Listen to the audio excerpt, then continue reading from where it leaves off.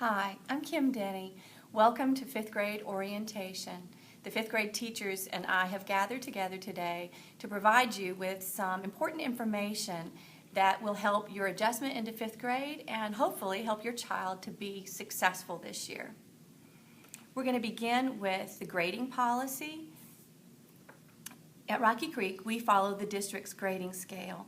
We believe that assessment is a tool that informs instruction and should reflect a student's learning. Therefore, we do not, as a rule, give extra credit. Homework does not factor into a student's grade. All homework assignments, however, should be completed. If a child's struggling with a concept, please just initial the problem or problems, and a teacher will pull that child the next day or at their earliest convenience to work with that child and give them some extra support.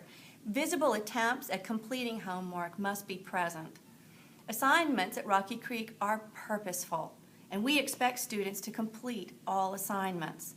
If an assignment is not completed, that student will be asked to complete the task during working lunch. After 3 working lunches, the student will have a working recess to complete the assignment.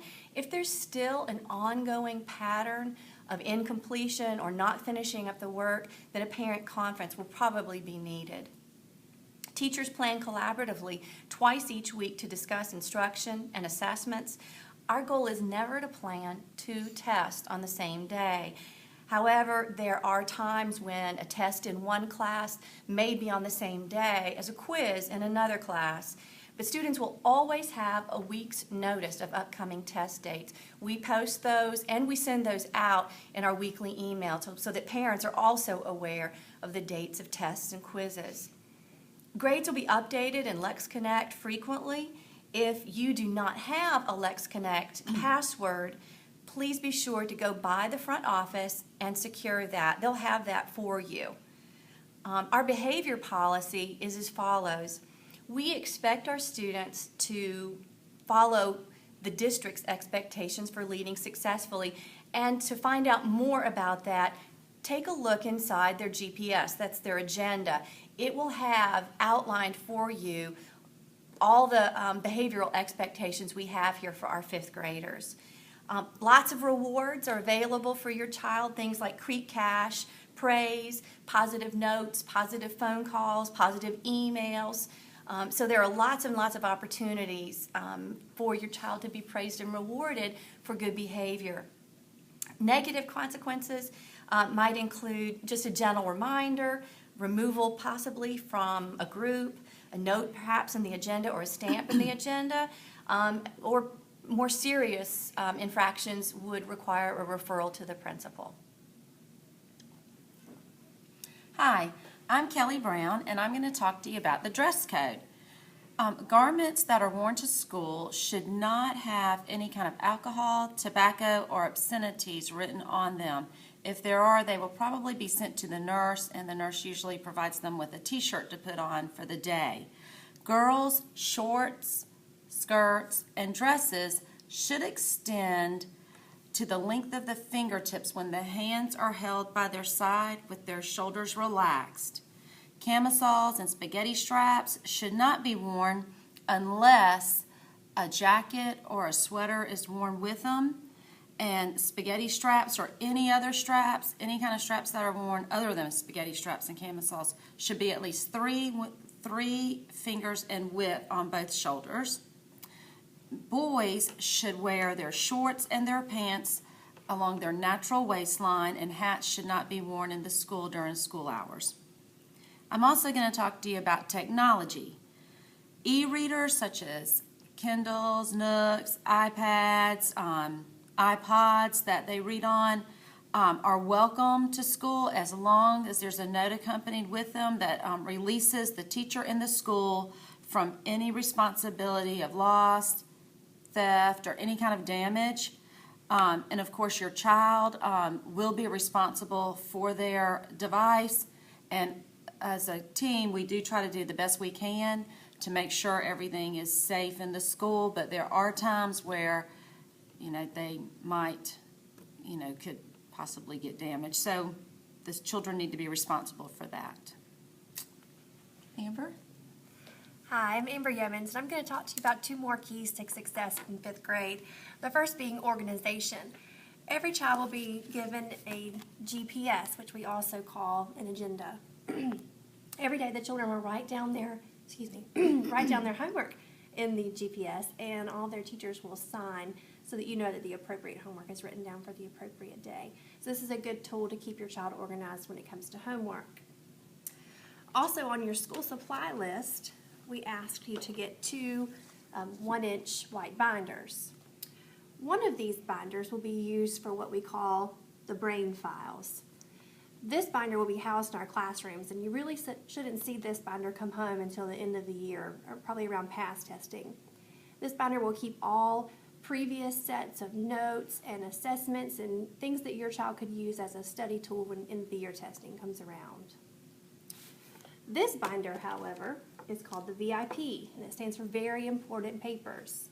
This binder contains all of the current work that your child is completing for all 4 subjects. So ELA notes in here, science notes, social studies, and math materials are all housed in this one binder. You should see this binder come home every night because everything the child is currently working on is in this binder. We also asked that you buy 4 composition notebooks. These notebooks will have labels and be identified as a math notebook, a STEM notebook, a writer's notebook, and a reader's notebook. You may see these come home time to time. Next, we'll discuss communication. The GPS is the primary mode of communication in 5th grade. We can write notes back and forth, or you may even, hopefully not, see a stamp in the child's agenda if there was a bad choice or something that needs to be addressed at home as well. Also, every week you'll see a Monday folder come home on Monday. In that folder, you'll see any graded work for that week, and we ask that you sign any assessments and return those so they can be housed in the brain files that I talked to you about previously.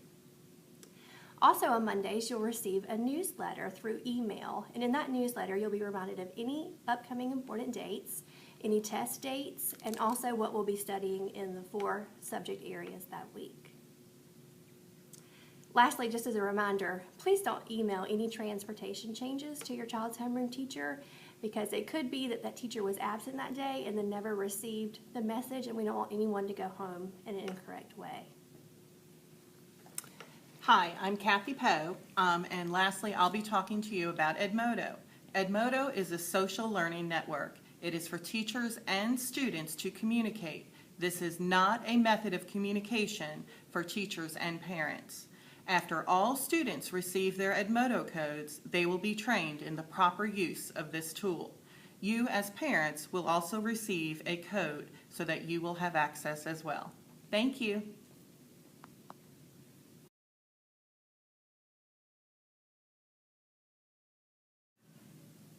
Hi everyone, I would like to speak to the art majors and welcome them to art this year. I hope you are excited to learn more about art and ready to work and develop your art skills. All the art supplies will be provided for you except for an old art shirt, and I encourage you to bring one because we do some very messy projects in art, and it will cover up your clothes and protect them. I will be able to keep these in the art room. If you would like to bring one, I will store it for you so you don't have to take it back and forth every day.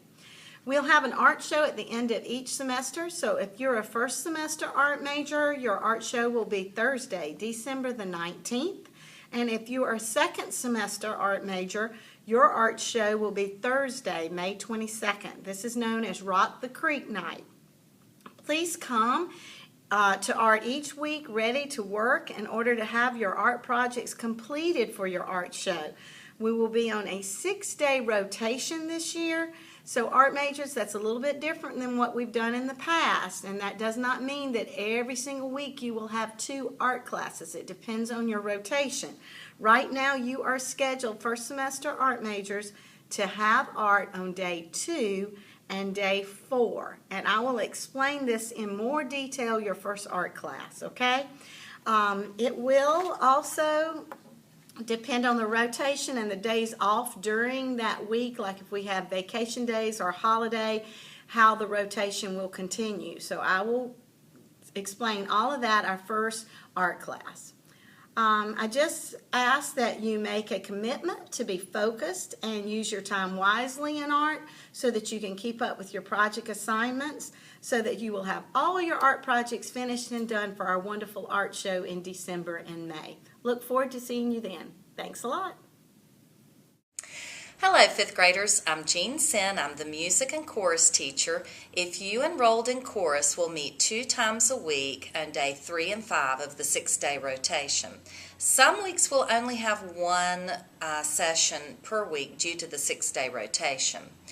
Our concerts for the fall semester, if you're in the first semester of chorus, the concert is December the 19th. If you're in the spring semester, second semester of chorus, that concert day is May 22nd. Please mark those dates on your calendar. Those concerts are very important, and if you've elected to be in this chorus, you need to be sure to attend the concerts because everyone will have a special speaking or singing part, and it's so important for everyone to participate. We have an opportunity for before school band or after school strings. If you did not receive this letter at registration at class assignment day, please see me or your homeroom teacher. This registration is due by Monday, August 26th, so be sure if you're interested in band or strings to find this piece of paper from Miss Sin or from your homeroom teachers, and we'll get you enrolled. Have a great year. Thanks.